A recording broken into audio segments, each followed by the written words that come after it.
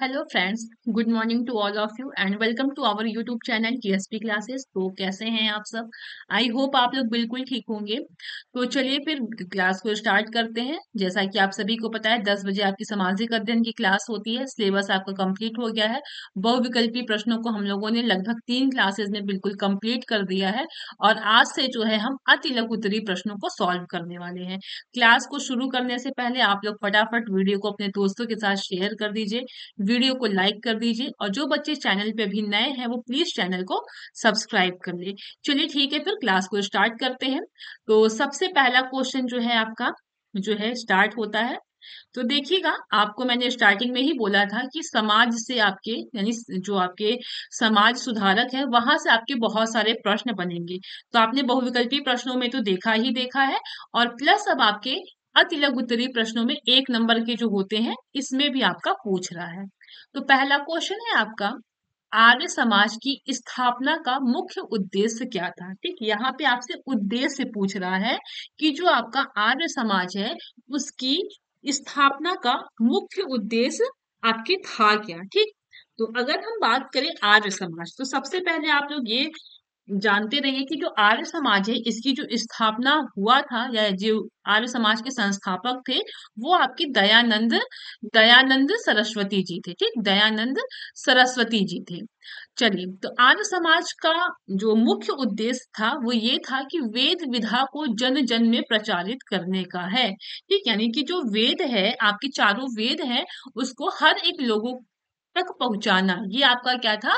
आर्य समाज का मुख्य उद्देश्य था। ठीक, चलिए आते हैं अगले प्रश्न पे। अगला प्रश्न है, सांप्रदायिकता का मुख्य कारण क्या है? देखिए, सभी क्वेश्चन आपके 2020 में पूछे हुए हैं। ठीक, तो सांप्रदायिकता का मुख्य कारण क्या है? तो सांप्रदायिकता का जो मुख्य कारण है वो छुआछूत व ऊंच नीच की भावना संप्रदायवाद को फैलाती है। सांप्रदायिकता का मतलब ये होता है कि जो मतभेद होते हैं कि हाँ तुम हिंदू हो, तुम मुस्लिम हो, है ना, नीची जाति को। तो आपका जो सांप्रदायिकता का मुख्य कारण है वो छुआछूत है और ऊंच नीच की भावना है जो कि संप्रदायवाद को फैलाती है। ठीक, अगला प्रश्न है, चौरी चौरा कांड कहाँ हुआ था? ठीक है, तो चौरी चौरा जो कांड है वो उत्तर प्रदेश में गोरखपुर में हुआ था और आपके 4 फरवरी 1922 में हुआ था। ठीक, चलिए अगला प्रश्न है आपका, सारनाथ संग्रहालय की स्थापना कब हुई? तो आपका जो सारनाथ संग्रहालय यानी इसको म्यूजियम बोलते हैं, सारनाथ संग्रहालय की जो स्थापना हुई है वो हुई है आपकी 1904 में। ठीक, ऐसे ही क्वेश्चन जब आते हैं तो हमें लगता है कि ये सारे क्वेश्चन तो आउट ऑफ सिलेबस है ना। चलिए अगला प्रश्न है, जायद की फसलों में क्या क्या बोया जाता है? तो आपको पढ़ाया गया है रबी की फसल ठंड वाली होती है, खरीफ की फसल जो होती है वो गर्मी वाली होती है और जो जायद की फसलें होती हैं ये आपकी बहुत कम समय के लिए होती है ना। जैसे तरबूज हो गया, खीरा, खरबूजा, ककड़ी, मूंग, उड़द आदि, ये सभी क्या है आपके जायद की फसलें हैं फसलें हैं। ये लगभग मार्च के लास्ट में या अप्रैल के स्टार्टिंग में बोए जाते हैं। फिर उधर मई तक वो काटने मतलब काट दिए जाते हैं। ठीक, यानी आपका जो तरबूज खीरा वगैरह है ये अप्रैल के लास्ट में मई से ही क्या होता है, स्टार्टिंग से ही मिलने लगता है ना। चलिए अगला प्रश्न है आपका, आतंकवाद क्या है? तो लोगों को अपने वश में करने अथवा किसी लक्ष्य या उद्देश्य को प्राप्त करने के लिए लोगों को डराना धमकाने का प्रयोग करना ही आपका आतंकवाद है। कहने का मतलब है कि लोगों को अपनी तरफ करना या कोई भी उनका लक्ष्य या उद्देश्य है उसी को पाने के लिए लोगों को डराना धमकाना, यही आपका क्या है? आतंकवाद है। आपको पता होगा 26/11 जो कि अटैक हुआ था मुंबई के ताज होटल पे, ये भी एक आतंकवाद था, है ना। पुलवामा का जो अटैक हुआ था वो भी आतंकवाद ही है। ठीक, चलिए अगला प्रश्न है आपका, भूस्खलन का क्या तात्पर्य है? ठीक, चलिए देखते हैं। धरातली हलचलों जैसे पत्थर खिसकना या गिरना, पथरीली मिट्टी का बहाव आदि भूस्खलन के अंतर्गत आते हैं। ठीक है, भूस्खलन कई प्रकार के हो सकते हैं। इसमें चट्टान, छोटे छोटे पत्थरों के गिरने से लेकर बहुत अधिक मात्रा में चट्टान के टुकड़े और मिट्टी के बहाव शामिल हो सकते हैं तथा इसका विस्तार कई किलोमीटर की दूरी तक हो सकता है। भारी वर्षा एवं बाढ़ या भूकंप के आने से भूस्खलन हो सकता है। मानव गतिविधियां जैसे पेड़ और वनस्पति के हटाने, सड़क किनारे खड़ी चट्टान के काटने अथवा पानी के पादपों में रिसाव से भी भूस्खलन होता है। भूस्खलन का मतलब ये होता है लैंड स्लाइड, यानी कि जो जमीन होती है वो खिसक जाती है। तो ये बहुत कारण से होता है। अगर भारी वर्षा होती है या बाढ़ आता है या भूकंप आता है, उसकी वजह से भी भूस्खलन होता है। ठीक। और जो मानव गतिविधियां, जैसे मानव क्या होते हैं, पेड़ को पहाड़ी एरिया में काटते जा रहे हैं ना, और आके तीखे रोड बना रहे हैं, यानी कि चट्टान को काट काट के रोड बना रहे हैं, तो वहां से भी क्या होता है, आपके जो है मिट्टी खिसकने लगती है, जब वही आपका क्या कहलाता है, भूस्खलन कहलाता है। बात आई समझ में? बढ़ते हैं अगले क्वेश्चन की ओर। अगला क्वेश्चन है आपका, उत्तर प्रदेश की प्रमुख दो विद्युत परियोजनाएं लिखिए। ठीक। आपको दो विद्युत परियोजनाएं लिखनी है, वो भी किसकी? यूपी की। तो बक्सर पावर प्रोजेक्ट और आपके ताप्ती पावर प्रोजेक्ट, ये सभी आपके विद्युत परियोजनाएं हैं यूपी की। ठीक है। अगला प्रश्न है आपका, उत्तर प्रदेश में प्रमुख आयात क्या है? कहने का आयात क्या होता है? दूसरे देश से या फिर दूसरे आपके राज्य से अपने राज्य में चीजें ले आना। ठीक। खरीदना, यानी इसको आयात कहते हैं। ठीक है। तो उत्तर प्रदेश में मुख्य रूप से कोयला, प्याज, दलहन एवं तिलहन का आयात किया जाता है। ठीक है। उत्तर प्रदेश में मुख्य रूप से कोयला, प्याज, दलहन एवं तिलहन का क्या किया जाता है? आयात किया जाता है, यानी खरीदा जाता है। ठीक। अगला प्रश्न है आपका, पर्यावरण की एक परिभाषा लिखिए। ठीक है। पर्यावरण का आपको एक डेफिनेशन लिखना है, तो आप कोई भी लिख सकते हैं। ठीक। आपको जो भी याद है वो आप लिख सकते हैं। तो देखिएगा, यहाँ पे है हर्ष कोविट्स वैज्ञानिक के अनुसार, पर्यावरण उन सब बाहरी दशाओं और प्रभावों का योग है जो प्राणी या अवयवी के जीवन और विकास पर प्रभाव डालता है। आप ये भी लिख सकते हैं, पर्यावरण का अर्थ मतलब कि दो भाग है, जैसे परि धन आवरण, यानी हमारे चारों तरफ जिस भी चीज से सारा चीज ढका हुआ है वो आपका क्या है? पर्यावरण है। ठीक है। चलिए आते हैं अगले क्वेश्चन पे। अगला क्वेश्चन है, थियोसोफिकल सोसाइटी की स्थापना किसके द्वारा की गई थी? ठीक। आपकी जो थियोसोफिकल सोसाइटी है, इसकी स्थापना किसके द्वारा की गई थी? तो देखिएगा, आपकी रूस निवासी महिला मैडम हेलेन पेट्रोवना ब्लावास्की और अमेरिकन निवासी कर्नल हेनरी स्टील ओलकार्ट ने 17 नवंबर सन 1875 को न्यूयॉर्क में थियोसोफिकल सोसाइटी की स्थापना की थी, जिसको बाद में आपके एनी बेसेंट जी ने संभाला था, है ना। चलिए अगला प्रश्न है, यंग इंडिया नामक समाचार पत्र किसके द्वारा निकाला जाता था? ठीक।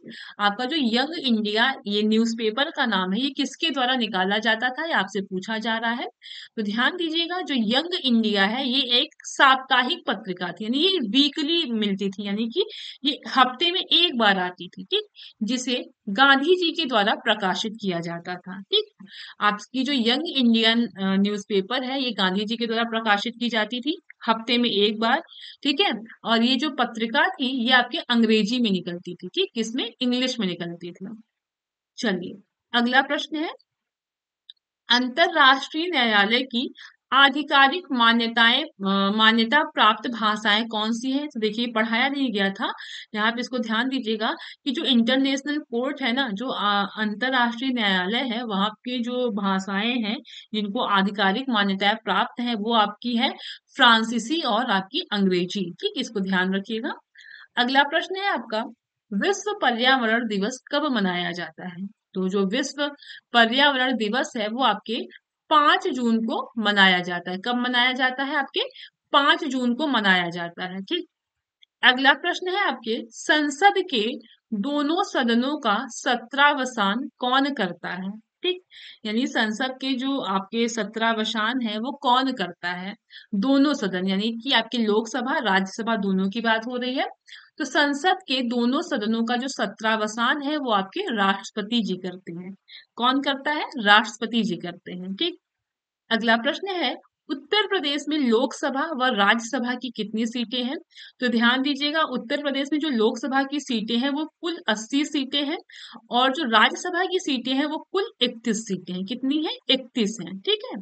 अगला प्रश्न है आपका, उत्तर प्रदेश के किस जिले में यूरेनियम पाया जाता है? तो उत्तर प्रदेश के ललितपुर जिले में यूरेनियम पाया जाता है। ठीक, उत्तर प्रदेश के ललितपुर जिले में आपकी यूरेनियम पाया जाता है। ठीक है, तो देखिए आप लोग खुद देख रहे होंगे यूपी स्पेशल से कितने सारे क्वेश्चन आपके यहाँ पे बने हुए हैं। आते हैं अगले क्वेश्चन पे।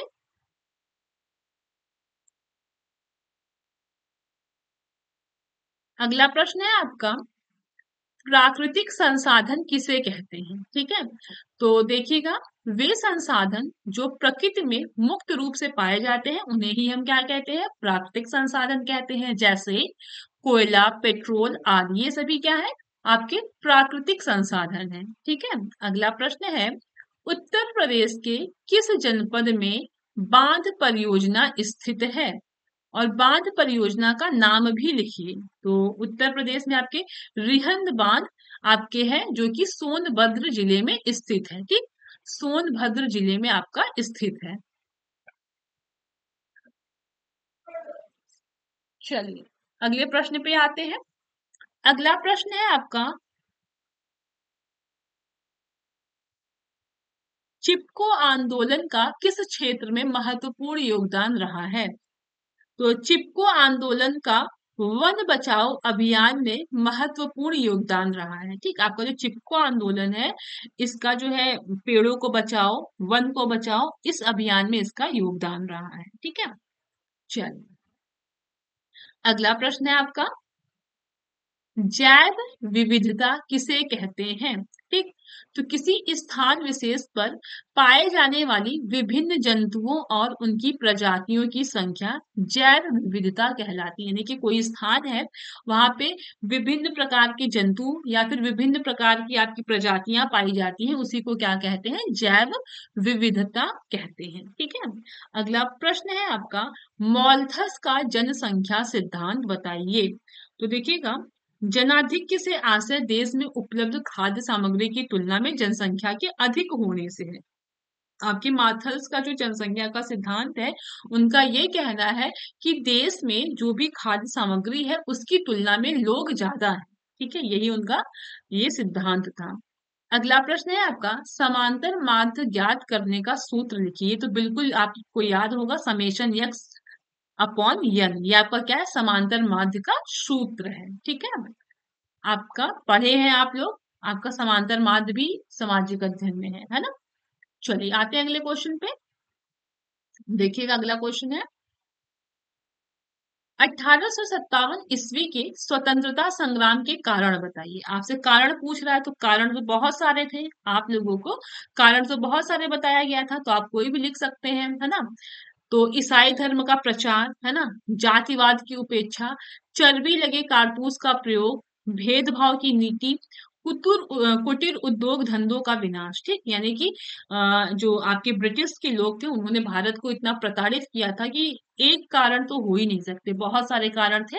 उसमें जो है ये है कि ईसाई धर्म का प्रचार, जातिवाद की उपेक्षा, चर्बी लगे कारतूसों का प्रयोग और भेदभाव की नीति, कुटीर उद्योग धंधों का विनाश। इन सब कारणों से आपका 1857 की जो क्रांति है वो शुरू होती है। ठीक, चलिए अगला प्रश्न है आपका, रानी अवंतीबाई कौन थी? आपको ये पढ़ाया गया है अगर आपको याद हो तो रानी अवंतीबाई जो है वो रामगढ़ के शासक विक्रमादित्य की पत्नी थी। ठीक, जिसकी मृत्यु के बाद अंग्रेजों ने उनको कोई उत्तराधिकारी न होने के कारण उन्हें रामगढ़ से हटा दिया गया।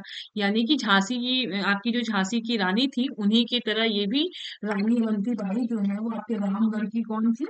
रानी थी, जो कि विक्रमादित्य की पत्नी थी। और जब इनकी मृत्यु हो गई तो इनके पास कोई भी पुत्र नहीं था, जिसके कारण अंग्रेजों ने क्या किया कि उनको उत्तराधिकारी न होने के कारण उन्हें उनके ही राज्य से हटा दिया गया, यानी रामगढ़ से हटा दिया गया। ठीक है, चलिए बढ़ते हैं अगले क्वेश्चन पे।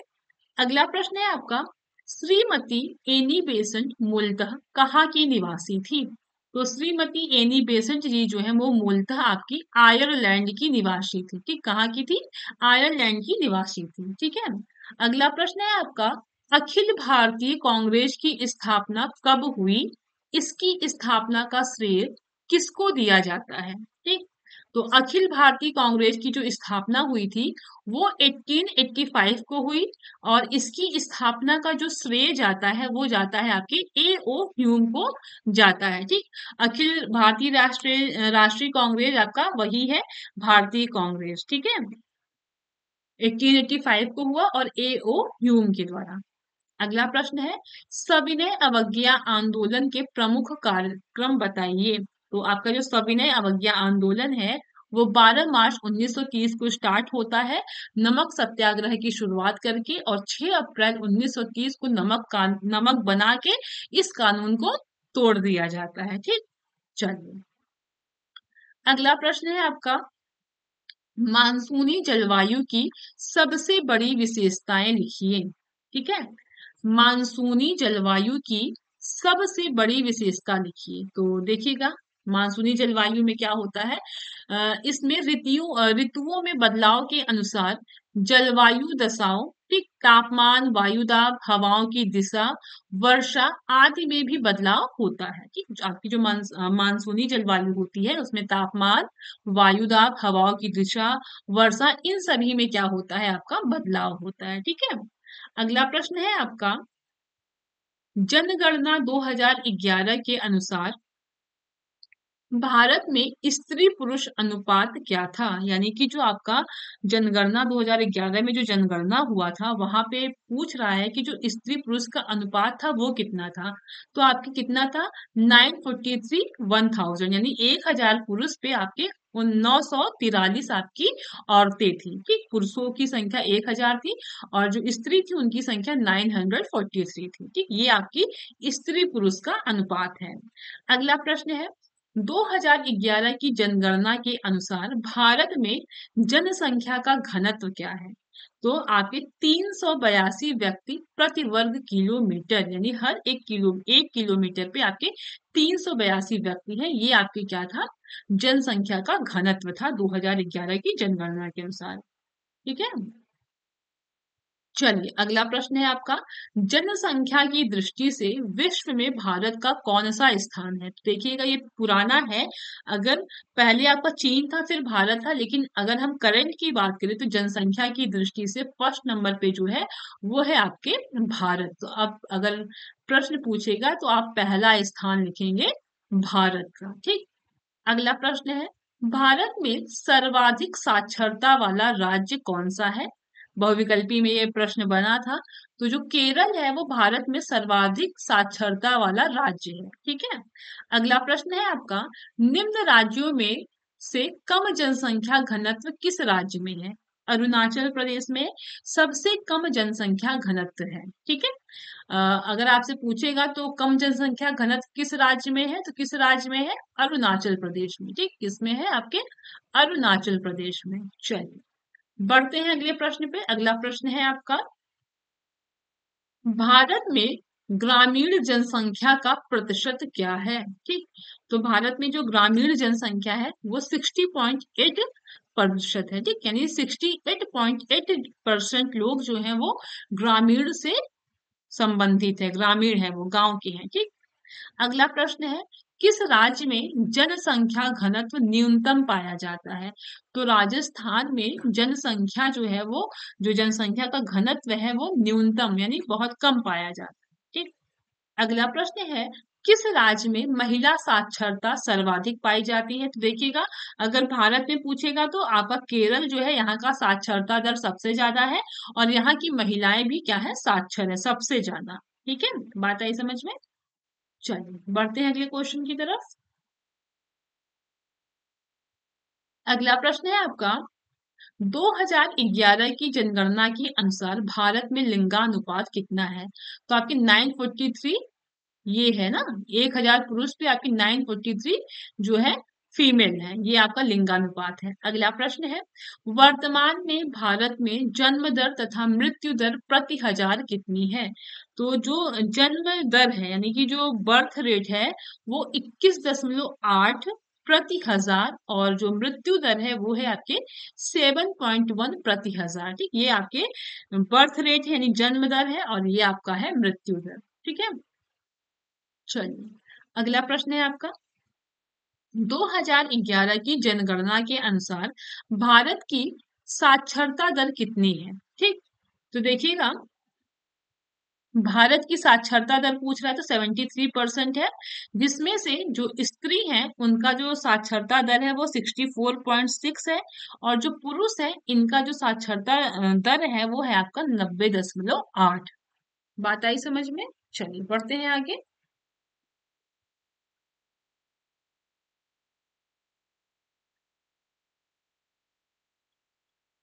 अगला प्रश्न है, जन्म दर किसे कहते हैं? ठीक, जन्म दर किसे कहते हैं?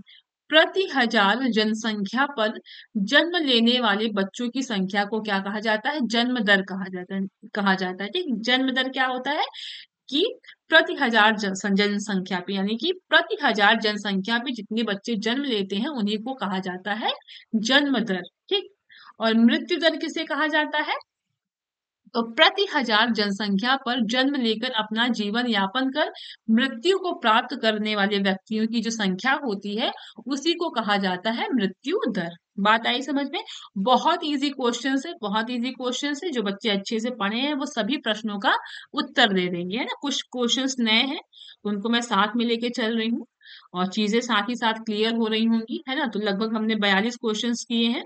कल हम लोग वो 43 से स्टार्ट करेंगे। ठीक है, इसको आराम से, ज्यादा लंबी क्लास नहीं हो रही है ना, ज्यादा लंबी क्लास नहीं हो रही है, छोटी छोटी क्लासेस है। आराम से आप लोग एक बार दो बार चीजों को स्पीड में भी करके देख सकते हैं, चीजें आपको आराम से तैयार हो जाएंगी। ठीक है, तो क्लास कैसी लगी है कमेंट के थ्रू जरूर बताइएगा। ठीक है, और जो बच्चे चैनल पे नए हैं वो प्लीज चैनल को सब्सक्राइब कर लेंगे, वीडियो को लाइक कर देंगे, और वीडियो को अपने दोस्तों के साथ ज्यादा से ज्यादा शेयर करिए ताकि और सभी बच्चे हमसे जुड़ सके। ओके, फिर मिलते हैं कल की क्लास में। Thank you so much.